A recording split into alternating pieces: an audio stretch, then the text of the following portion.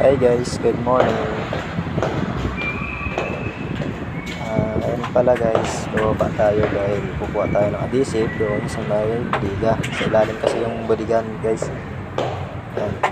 Kaya dumadaan kami sa hagdan kasi bawal po to sa bawal padaanin sa elevator.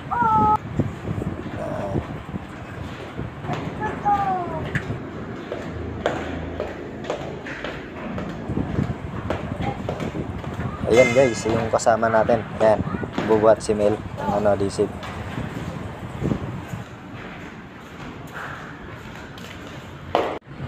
Hey guys, kakatapos lang namin maghakot ng adhesive.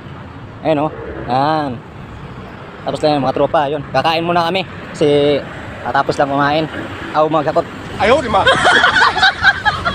Kain muna kami guys. Pagano muna.